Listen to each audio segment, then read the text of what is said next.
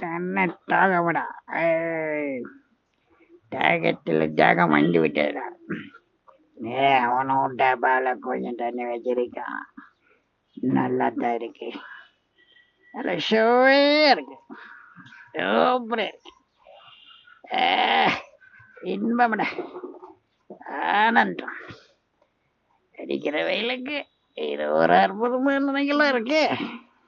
ஜாக்கிரதையா சாப்பிடணும். எவனாவது வந்து கடிச்சிடுவானோ, அடிச்சாலும் அடிச்சிடுவோம். எல்லாம் நூல பக்கமும் கொண்டக்கணும், கத்துக்கிட்டே குடிக்கணும்.